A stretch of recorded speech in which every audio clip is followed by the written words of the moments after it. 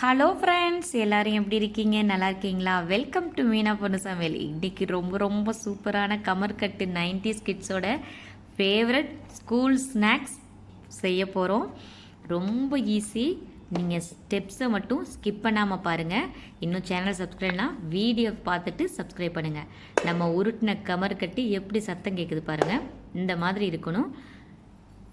எல்லா கமர்கட்டும் எவ்வளோ அழகாக ரெடி ஆயிடுச்சு. நம்ம சாப்பிட்லாம். ஃபஸ்ட்டு செய்கிறது எப்படின்னு பார்க்கலாம். நான் இன்றைக்கி இன்க்ரீடியன்ட்ஸ் ஜாகிரி 1.5 கப் எடுத்திருக்கேன், கோகோனட் 1 கப் எடுத்திருக்கேன், ரவா வறுத்து வச்சுருக்கேன்.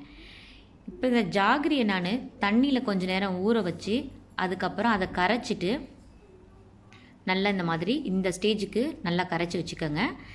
இப்போது இந்த நான் கரைச்சதை நான் ஒரு வடிகட்டி வச்சு ஃபில்ட்ரு பண்ணி வச்சுருக்கேன். ஏன்னா நம்ம வெள்ளத்தில் நிறைய தூசு இருக்கும் பாருங்கள். தூசு எப்படி இருக்குதுன்னு பாருங்கள். அதனால தான் நான் தண்ணியில் ஃபஸ்ட்டே கரைச்சி வச்சுட்டேன். நீங்கள் பால் காய்ச்சிட்டு கூட நீங்கள் வடிகட்டலாம். அது 2 தடவை வேலை வேணான்னு தான் நான் ஒரே தடவையே ஃபஸ்ட்டே பண்ணிட்டேன். அதுக்கடுத்து தேங்காவை அப்படியே நம்ம சேர்த்துடலாம். ரவாவை மட்டும் வறுத்துக்குங்க. ஒரு பேனில் நம்ம கரைச்சி வச்சுருக்க ஜாகிரியை ஃபஸ்ட்டு ஊற்றுங்க, வெல்லத்தை ஊற்றுங்க. இப்போ இது எப்படி உங்களுக்கு பதம் வரணும் அப்படின்னா, நீங்கள் உங்களுக்கு வேணும்னா ஒரு தட்டில் தண்ணி ரெடி பண்ணி வச்சுக்கோங்க. நீங்கள் நல்லா காய்ச்சிட்டே இருக்கும் போது நீங்கள் அந்த காய்ச்சிட்டு இருக்கும்போது நல்லா பொங்கி வரும். அதை கொஞ்சோண்டு ஒரு சொட்டு எடுத்து அதை தண்ணியில் விட்டு பாருங்கள். அப்போ நமக்கு அதை உருட்டுற மாதிரி வரணும். அந்த ஸ்டேஜ் தான் உங்களுக்கு கரெக்டான ஸ்டேஜ்.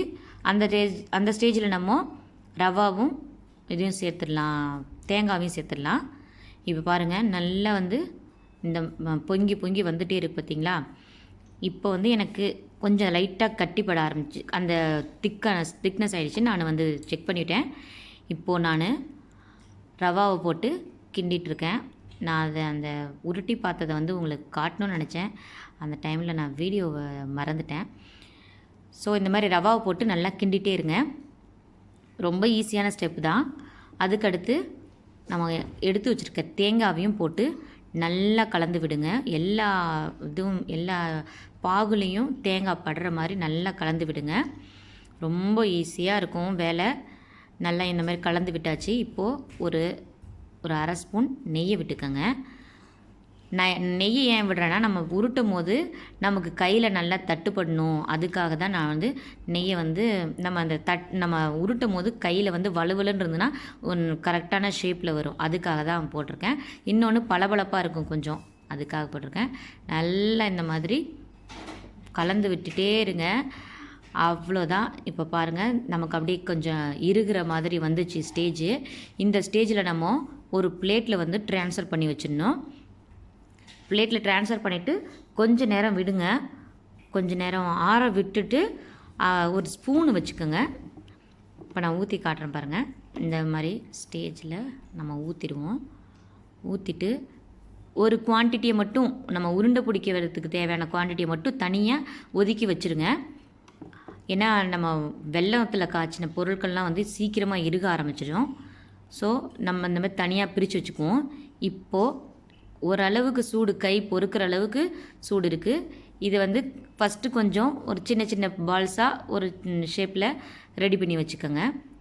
இது இப்படி இது மாதிரி ரெடி பண்ணி வச்சுக்கோங்க. அடுத்து நம்ம கொஞ்சம் நேரம் கழித்து நல்லா ஃபைனாக இது பண்ணலாம். ஏன்னா வெல்லம் சீக்கிரம் இறுகிடக்கூடாது. அதுக்காக தான் நான் இந்த மாதிரி ஃபஸ்ட்டு செஞ்சுட்டு, பாருங்கள், அதே பால் தான் 2வது தடவை நீங்கள் எடுத்து உருட்டும் போது இந்த மாதிரி வந்துடும்.